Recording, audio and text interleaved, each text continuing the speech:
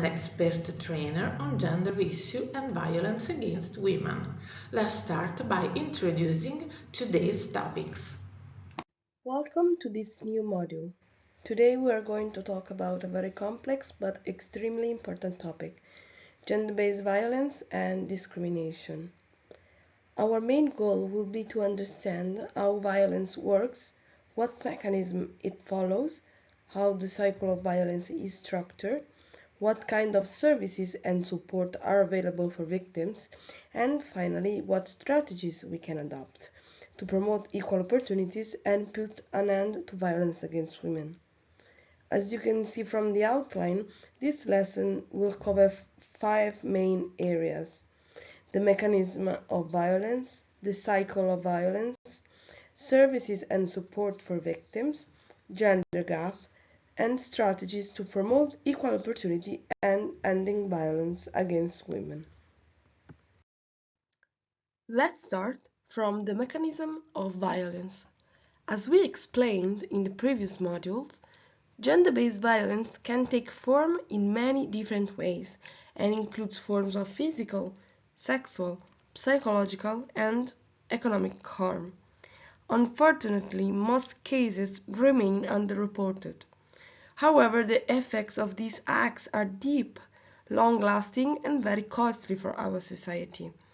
Violence affects not only individuals, but also families, communities, and future generations. But why violence is not reported? One of the most common reasons why victims do not report what they have suffered is that they do not even recognize it as violence. Think of psychological abuse.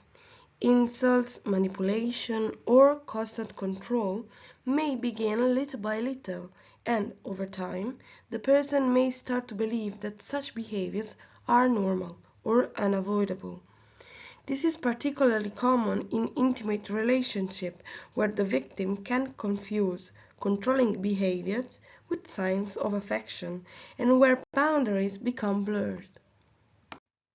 There are other answers to the question why violence is not reported. Another strong obstacle is fear of the consequences of reporting violence. Reporting GBV could have serious financial consequences to the victim, as in the case of many women and mothers who are financially dependent on their spouses, or being fearful of not being believed, as is often the case with victims of sexual abuse. Survivors of GBV may also be ashamed of themselves and unjustly blame themselves for letting it happen to them. And finally, sometimes it's simply too late.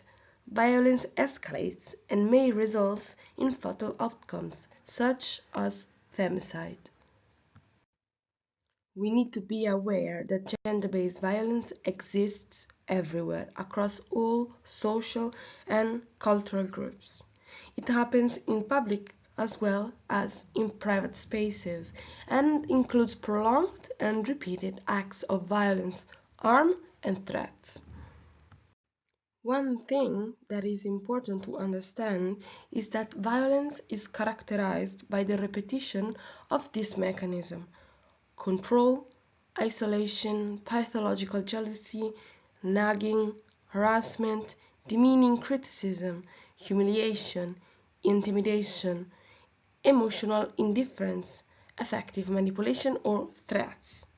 The purpose behind these behaviors is always the same: to dominate, to emotionally damage, and psychologically destroy the victim. That's why we speak about the cycle of violence. In the late 70s, the psychologist Leonore Walker described what she called the cycle of violence. She identified 3 stages. The first one, the building of tension. The second one, the explosion of violence. And the final and the third one, the so-called honeymoon phase, which is a period of reconciliation and apology. Each time the cycle repeats, the violence tends to escalate, and the intervals between one violent episode and the next one usually become shorter. For further information about the cycle of violence, let's watch this video together.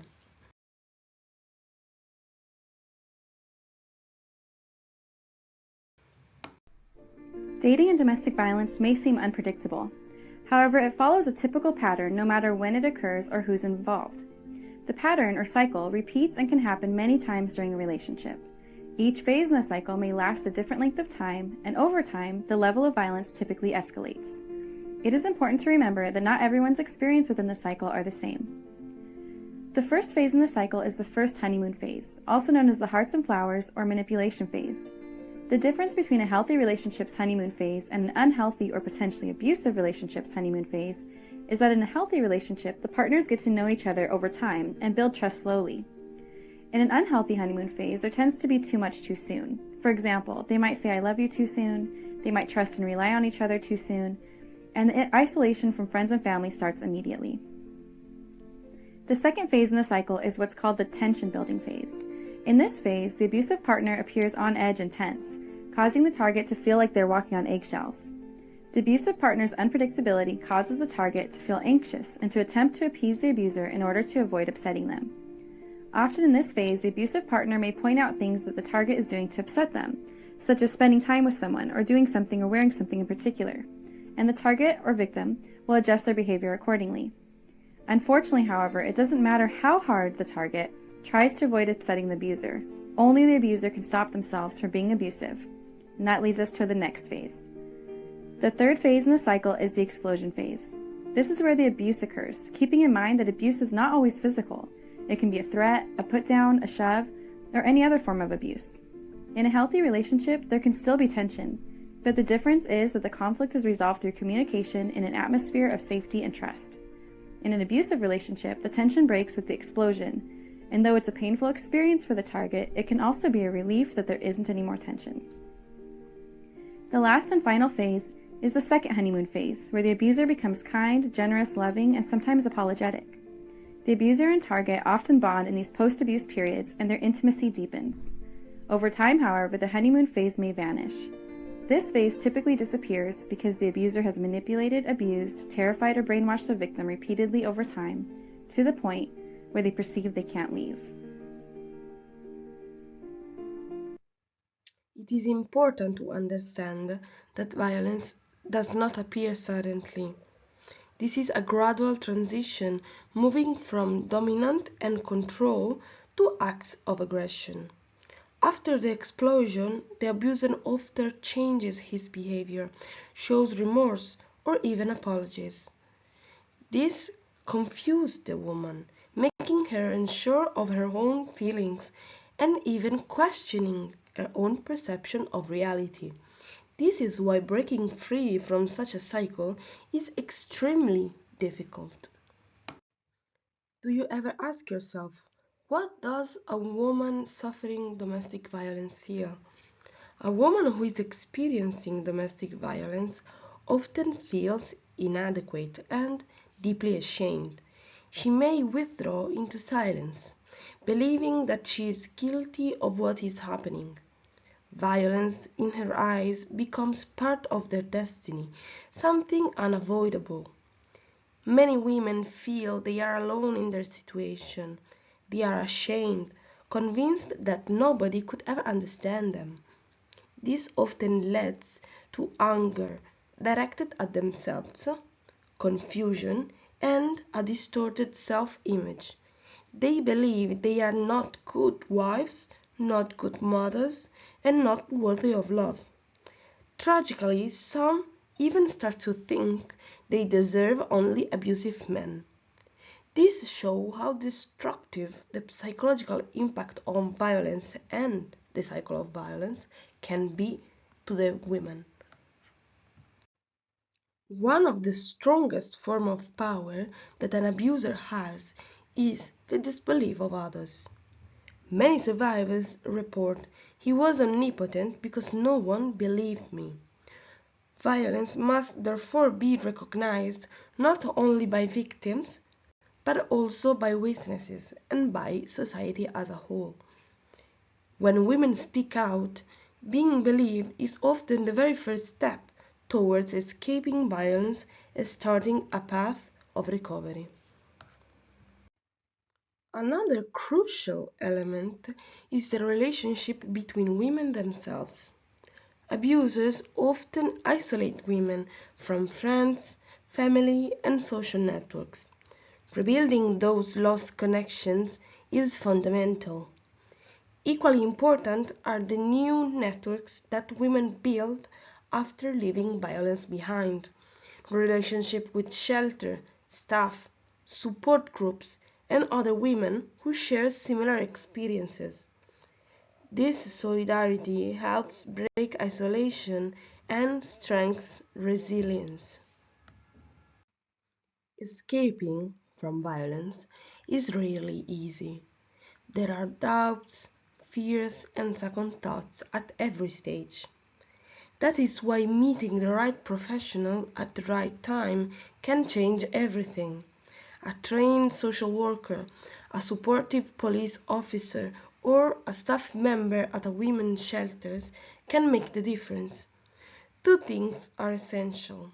First, that the woman is believed, and second, that is welcomed and supported in a safe and non-judgmental path. But why domestic violence victims don't leave? When the survivors share their stories, a lot of people think, why did you stay with your perpetrator? Why did you not leave?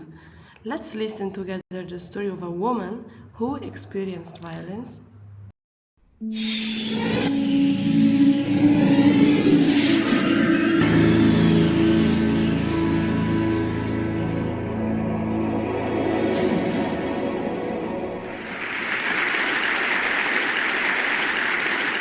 I'm here today to talk about a disturbing question, which has an equally disturbing answer. My topic is the secrets of domestic violence. And the question I'm going to tackle is the one question everyone always asks. Why does she stay? Why would anyone stay with a man who beats her? I'm not a psychiatrist, a social worker, or an expert in domestic violence. I'm just one woman with a story to tell. I was 22. I had just graduated from Harvard College. I'd moved to New York City for my first job as a writer and editor at 17 magazine. I had my first apartment, my first little green American Express card, and I had a very big secret. My secret was that I had this gun, loaded with hollow point bullets, pointed at my head by the man who I thought was my soulmate, many, many times. The man who I loved more than anybody on earth held a gun to my head and threatened to kill me more times than I can even remember. I'm here to tell you the story of crazy love, a psychological trap disguised as love, one that millions of women and even a few men fall into every year. It may even be your story. I don't look like a typical domestic violence survivor. I have a BA in English from Harvard College, an MBA in marketing from Wharton Business School. I spent most of my career working for Fortune 500 companies, including Johnson & Johnson, Leo Burnett, and the Washington Post. I've been married for almost 20 years to my second husband, and we have 3 kids together. My dog is a black lab, and I drive a Honda Odyssey minivan. So my first message for you is that domestic violence happens to everyone. All races, all religions, all income and education levels. It's everywhere. And my second message is that everyone thinks domestic violence happens to women, that it's a women's issue. Not exactly. Over 85% of abusers are men. And domestic abuse happens only in intimate, interdependent, long-term relationships. In other words, in families. The last place we would want or expect to find violence, which is one reason domestic abuse is so confusing. I would have told you myself that I was the last person on earth who would stay with a man who beats me. But in fact, I was a very typical victim because of my age. I was 22, And in the United States, women ages 16 to 24 are 3 times as likely to be domestic violence victims as women of other ages.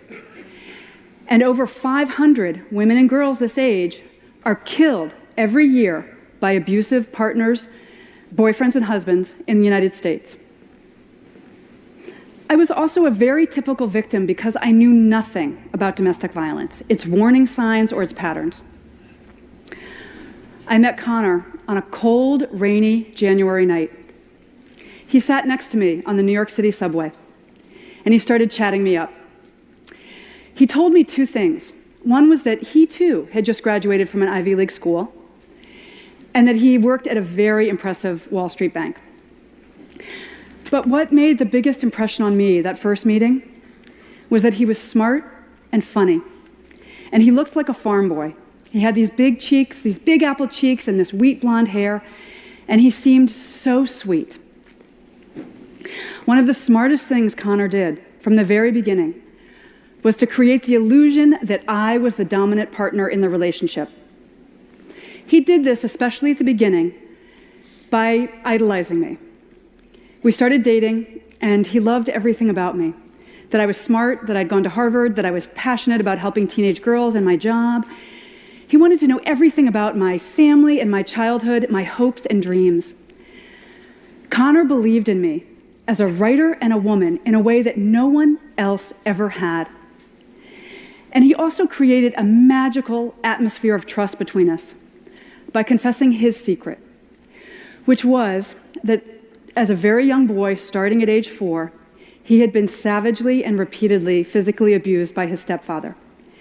And the abuse had gotten so bad that he had had to drop out of school in 8th grade, even though he was very smart. And he'd spent almost 20 years rebuilding his life, which is why that Ivy League degree and the Wall Street job and his bright, shiny future meant so much to him. If you had told me that this smart, funny, sensitive man who adored me would one day dictate whether or not I wore makeup, how short my skirts were, where I lived, what jobs I took, who my friends were, and where I spent Christmas, I would have laughed at you. Because there was not a hint of violence or control or anger in Connor at the beginning. I didn't know that the first stage in any domestic violence relationship is to seduce and charm the victim. I also didn't know that the second step is to isolate the victim. Now, Connor did not come home one day and announce, hey, all this Romeo and Juliet stuff has been great, but I need to move into the next phase where I isolate you and I abuse you. So I need to get you out of this apartment where the neighbors can hear you scream and out of this city where you have friends and family and coworkers who can see the bruises. Instead, Connor came home one Friday evening and he told me that he had quit his job that day, his dream job. And he said that he had quit his job because of me, because I had made him feel so safe and loved that he didn't need to prove himself on Wall Street anymore. And he just wanted to get out of the city and away from his abusive, dysfunctional family and move to a tiny town in New England where he could start his life over with me by his side. Now, the last thing I wanted to do was leave New York and my dream job. But I thought you made sacrifices for your soulmate. So I agreed, and I quit my job, and Connor and I left Manhattan together. I had no idea I was falling into crazy love, that I was walking headfirst into a carefully laid physical, financial, and psychological trap. The next step in the domestic violence pattern is to introduce the threat of violence and see how she reacts. And here's where those guns come in. As soon as we moved to New England, that place where Connor was supposed to feel so safe, he bought 3 guns. He kept one in the glove compartment of our car. He kept one under the pillows on our bed, and the third one he kept in his pocket at all times. And he said that he needed those guns because of the trauma he'd experienced as a young boy. He needed them to feel protected. But those guns were really a message for me. And even though he hadn't raised a hand to me, my life was already in grave danger every minute of every day. Connor first physically attacked me 5 days before our wedding. It was 7 a.m. I still had on my nightgown. I was working on my computer trying to finish a freelance writing assignment, and I got frustrated. And Connor used my anger as an excuse to put both of his hands around my neck and to squeeze so tightly that I could not breathe or scream. And he used the chokehold to hit my head repeatedly against the wall. 5 days later, the 10 bruises on my neck had just faded, and I put on my mother's wedding dress, and I married him. Despite what had happened, I was sure we were going to live happily ever after, because I loved him, and he loved me so much. And he was very, very sorry.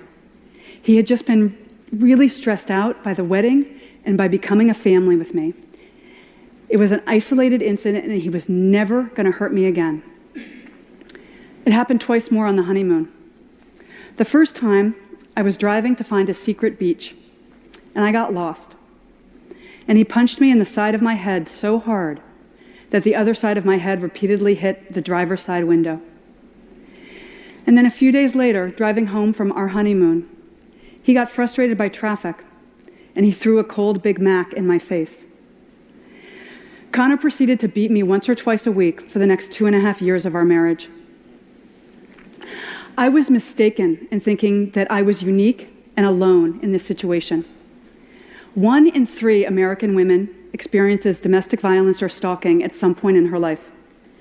And the CDC reports that 15 million children are abused every year. 15 million. So actually, I was in very good company. Back to my question. Why did I stay? The answer is easy. I didn't know he was abusing me. Even though he held those loaded guns to my head, pushed me downstairs, threatened to kill our dog, pulled the key out of the car ignition as I drove down the highway, poured coffee grinds on my head as I dressed for a job interview. I never once thought of myself as a battered wife. Instead, I was a very strong woman in love with a deeply troubled man, and I was the only person on earth who could help Connor face his demons. The other question everybody asks is, why doesn't she just leave? Why didn't I walk out? I could have left any time. To me, this is the saddest and most painful question that people ask, because we victims know something you usually don't. It's incredibly dangerous to leave an abuser, because the final step in the domestic violence pattern is kill her. Over 70% of domestic violence murders happen after the victim has ended the relationship, after she's gotten out, because then the abuser has nothing left to lose. Other outcomes include long-term stalking, even after the abuser remarries, denial of financial resources, and manipulation of the family court system to terrify the victim and her children, who are regularly forced by family court judges to spend unsupervised time with the man who beat their mother. And still we ask, why doesn't she just leave? I was able to leave because of one final sadistic beating that broke through my denial. I realized that the man who I loved so much was going to kill me if I let him. So I broke the silence. I told everyone. The police, my neighbors, my friends and family, total strangers. And I'm here today because you all helped me. We tend to stereotype victims as grisly headlines, self-destructive women, damaged goods. The question, why does she stay, is code for some people for it's her fault for staying. As if victims intentionally choose to fall in love with men intent upon destroying us. But since publishing Crazy Love, I have heard hundreds of stories from men and women who also got out, who learned an invaluable life lesson from what happened, and who rebuilt lives, joyous, happy lives, as employees, wives, and mothers, lives completely free of violence. Like me, because it turns out that I'm actually a very typical domestic violence victim and a typical domestic violence survivor. I remarried a kind and gentle man. We have those 3 kids. I have that black lab, and I have that minivan. What I will never have again, ever, is a loaded gun held to my head by someone who says that he loves me. Now, right now, maybe you're thinking, wow, this is fascinating. Or, wow, how stupid was she? But this whole time, I've actually been talking about you.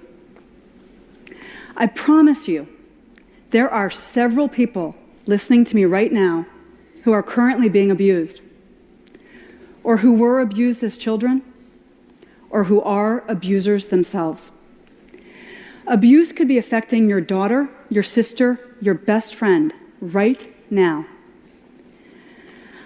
I was able to end my own crazy love story by breaking the silence. I'm still breaking the silence today. It's my way of helping other victims. And it's my final request of you. Talk about what you heard here. Abuse thrives only in silence. You have the power to end domestic violence simply by shining a spotlight on it. We victims need everyone. We need every one of you to understand the secrets of domestic violence. Show abuse the light of day by talking about it with your children, your coworkers, your friends and family.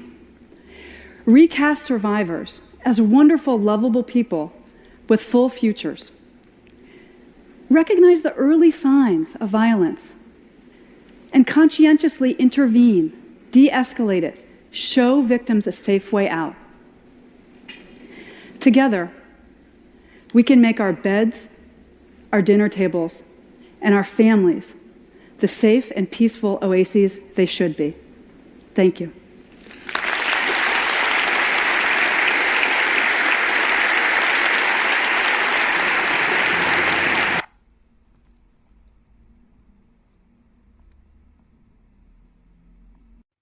So, how we can really help a woman?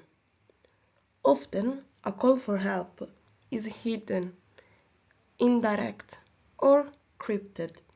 A woman might not say, I am suffering violence, but instead she might say, I don't eat anymore, I feel dizzy, I can't do things, I feel confused, my child doesn't eat either. The first step in helping is identifying the violence, recognizing the signs, and helping her to stop blaming herself. It is so important to support her in rebuilding a positive self-image, to make her see that she deserves respect, safety, and love. So please keep in mind when you want to help a woman that it is not useful to increase the gap between men and women when you talk with her. Instead, we need to challenge sexist mentalities and promote equality. We must help women to recognize the signs of violence early on and encourage them not to remain passive. Confidentiality is the key. Women must feel safe when they are shared their stories. Clear information and practical guidance are necessary. And finally, collaboration is crucial. Professionals, from police to social services, from anti-violence centers to local associations, need to work together in a network to provide real protections and support. Regarding the services, there are different kinds of services that provide support to women victims of violence. The first one are anti-violence centers, where women can call or go to speak with someone. The second one are women shelters that welcome women in safe house. And the third one are semi-independent homes for women who are victims of violence. These services form part of a comprehensive support system, offering both immediate safety and long-term recovery path. Let's now begin with the anti-violence centers. Anti-violence centers carry out activities of reception, orientation, psychological and legal assistance to women victims of violence and to their children and victims of witnessing violence, regardless of their place of residence. The centers carry out awareness raising and training activities and conduct data collection and analysis of violence. They are not just shelters, they are political actors. Many anti-violence centers, especially in Europe and Latin America, originated from feminist movement, not from the state. Their mission was never only to provide emergency shelter, but also to challenge the structural roots of male violence, patriarchy, legal gaps, and cultural norms. This means AVCs often operate in tension with governments. They may receive state funding, yet also publicly criticize the same state for failing to protect women. The anti-violence centers, AVCs, are connected to transnational coalitions like WAVE, Women Against Violence Europe, that exchange practices, lobby for international treaties, for example, the Istanbul Convention, and even relocate survivors across borders in high-risk cases. This underground cooperation means a woman fleeing violence in one country may quietly be supported by a network in another, even if the state doesn't have formal agreements. Studies show that women often first approach anti-violence centers before going to police because they trust NGOs more than institutions. In some countries, up to 70% of women who go to AVC never report to police at all. These make AVCs crucial data holders on hidden violence that never enters official crime statistics. Unlike many state services, AVC explicitly takes sides with the victim.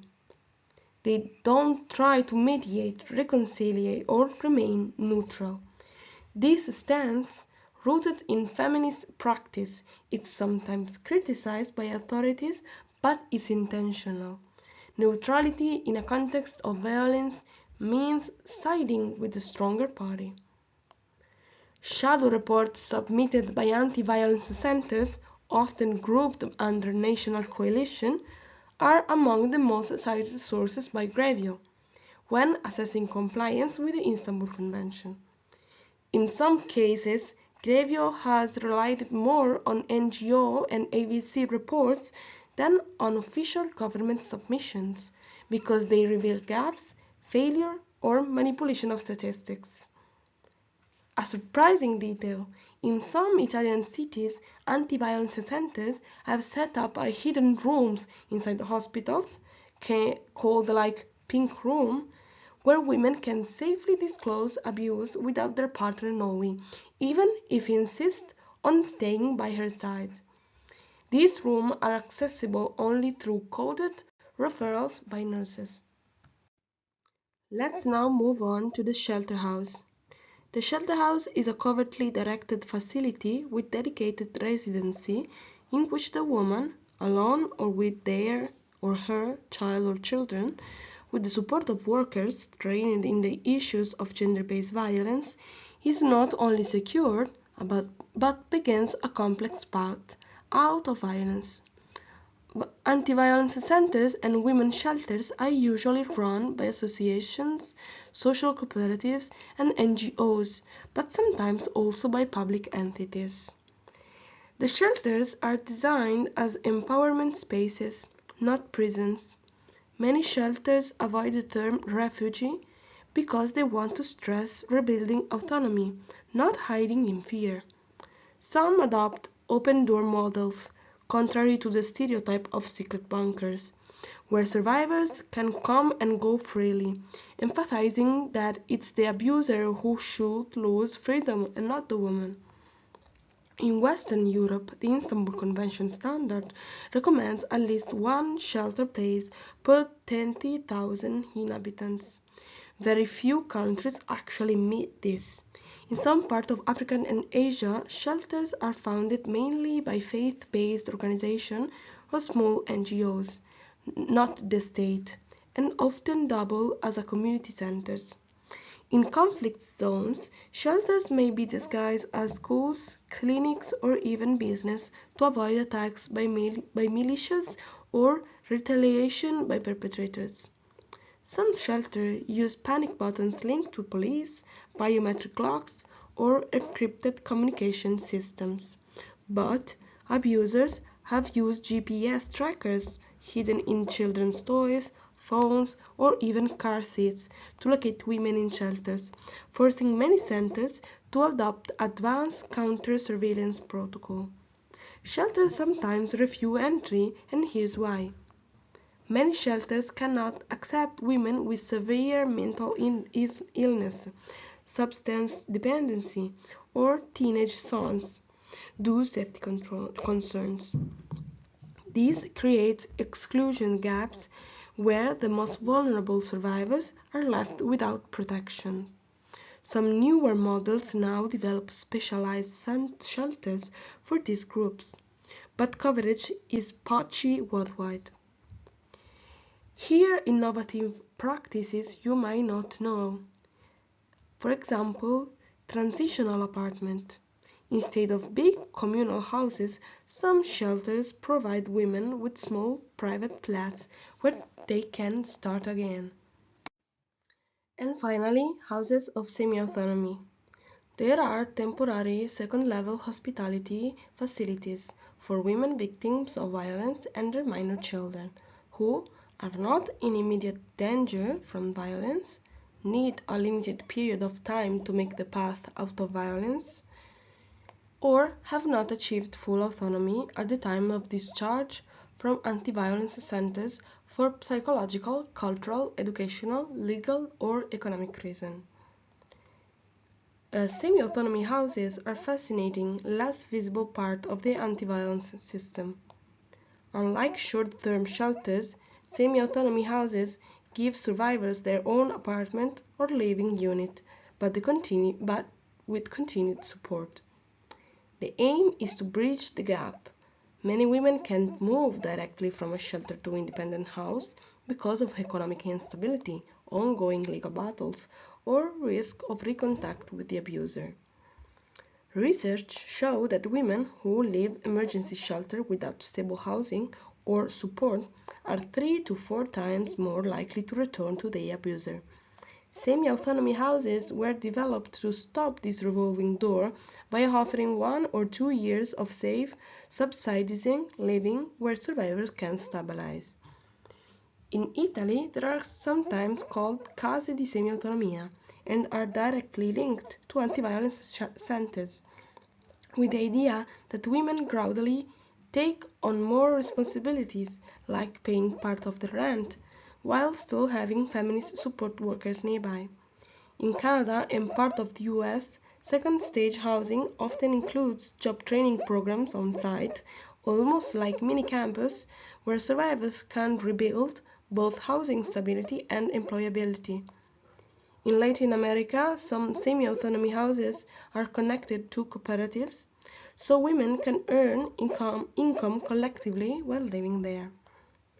Survivors describe these houses as places where they relearn freedom.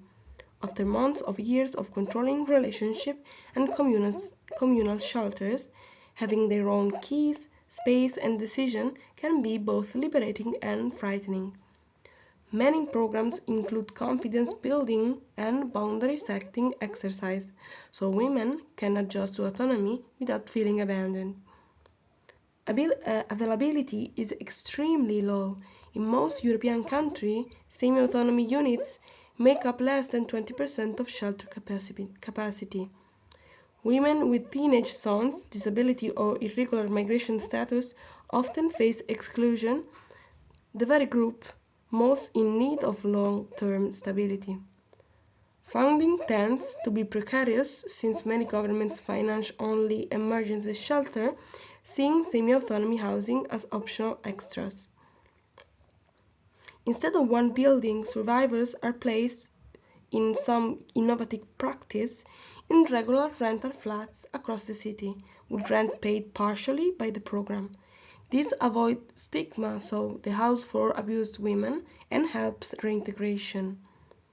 In some pilot projects, treat housing as a human right, not something to be earned after compliance.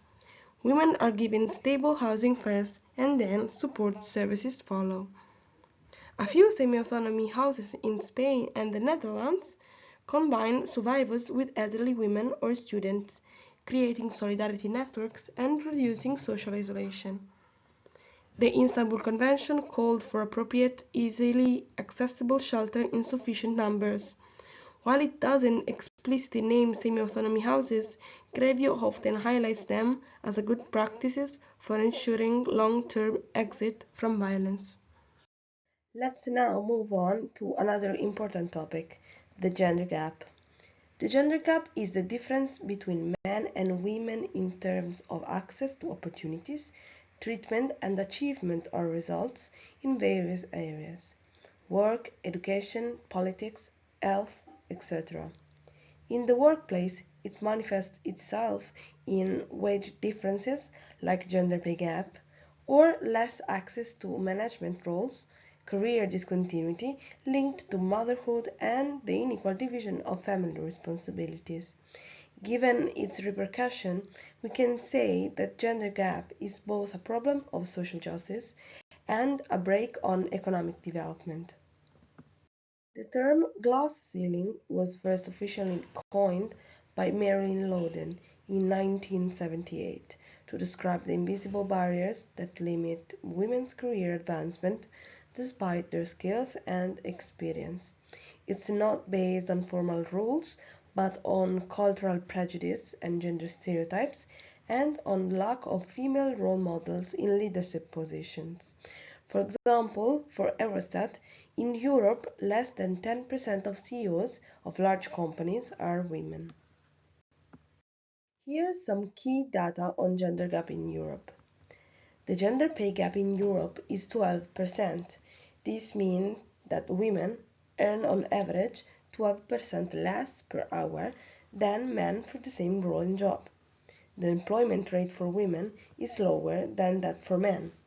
In 2023, it was 68.5% compared to the 78.5% for men. Some countries are more virtuous and have a low gap, such as Finland, Estonia, Lithuania, or Latvia, but others have a very high gap, such as Italy, Greece, and Romania. Women are more likely to work part-time, 31.8% compared to the 5% of men, which limits their career and earning potential. There are significant disparities in STEM sectors and management roles. In 2021, only 32.8% of graduates from STEM courses were women. Finally, in politics, only 32% of parliamentarians in EU countries are women. So, here are some strategies for reducing gender gap. Let's begin with promote laws and policies for equal pay and pay transparency. For example, EU Directive of 2023, approved by the European Union, which oblige European countries to ensure pay transparency and demonstrate that men and women receive equal pay. And again, gender quotas on boards of directors and in public and private decision-making roles. Or support for shared parenting, for example, promoting compulsory paid paternity leave to balance the division of care work, or enhancing nurseries, kindergartens, and elderly care services to better balance care work, promoting STEM education for girls, and raising awareness against gender stereotypes in the workplace, at school, and in society. Let's now move on and see together some strategies to promote equal opportunities and ending violence against women. Violence against women remains one of the most pervasive global human rights violations. The new Agenda for Sustainable Development, Agenda 2030, includes the elimination of all forms of violence against women and girls as a specific target. UN Women, together with all its partners, is working to support countries in the area of comprehensive laws and policy for ending violence, prevention, provision of quality essential services, and improved data collection and analysis. Ending violence is not only about protection, but also about changing culture and building equality. Violence against women remains one of the most pervasive global human rights violations at the time. To achieve these goals, cooperation is essential. Governments, civil society, communities, and individuals must all play a part. Prevention is key. This means education, awareness campaigns, and promoting gender equality from an early age. Provision of quality services is also fundamental. Women have access to legal, psychological, and social support. And finally, accurate data and analysis help us understand the scale of the problem and design effective solutions. The message is clear. If not you, who? And if not now, then. We all need to act to end violence against women. And to learn more about it, we will watch some video together.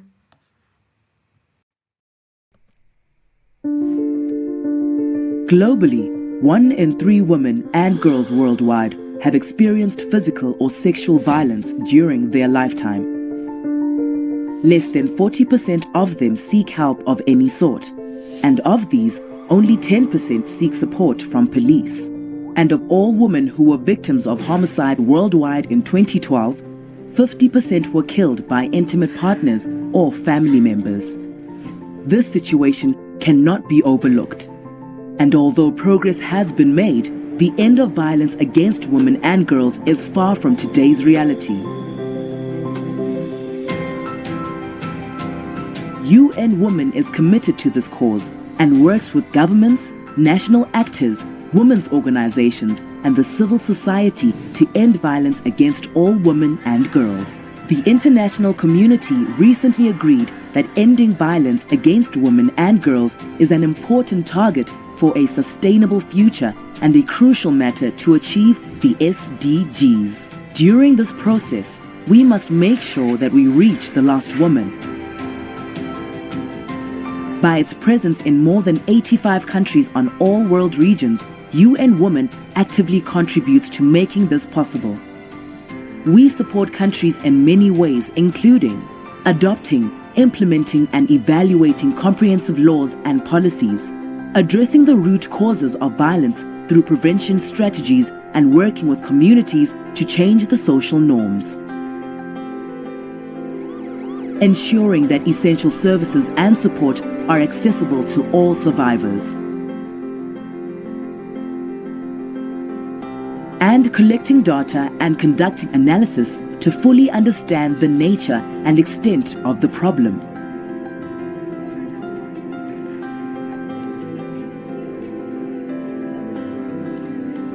UN Women envisions a world where all women and girls are equal and empowered members of society, free of all forms of discrimination and violence by 2030. But let's not wait until then. Let's act now. We need your help and commitment to make sure that we reach the last woman. Together we can make it happen. If not now, when? If not you, who? Around the world, women are facing a rising tide of threats. Mi nombre es Montenegro. 1 in 3 women face physical or sexual violence at least once in their lifetime. Every hour, more than 5 women are killed by a family member. New forms of violence facilitated by technology are surging, and conflicts are intensifying violence against women and girls globally. Growing pushback against women's rights threatens to reverse hard-won progress, making the world even more dangerous for women. But there is hope.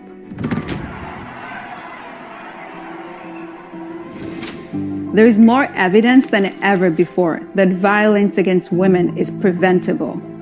Women's organizations are at the forefront of progress, providing life-saving services to survivors, leading movements advocating for women's rights, and driving policy change. ACT is a new game-changing program funded by the European Union. By directly investing in feminist movements, strengthening intersectional alliances that unite women's rights activists across the world, coordinating a shared advocacy agenda to push forward against the backlash, ACT will amplify women's rights movements in their call for justice. It's time to act to end violence against women. Thank you for your attention through this module. We have explored together the mechanism of violence, the cycle of violence, the services available for women, and the strategies we can all support to promote equality and end gender-based violence. For those who wish to learn more, here are some useful references. The first one is from UN Women Resources on action to accelerate gender equality for all women and girls. The second one is the SDG 5 of the 2030 Agenda, achieving gender equality and empowerment all women and girls. I encourage you to explore these materials, reflect on what we have discussed, and think about how each of us in our daily life and professional can contribute to change. So, thank you again.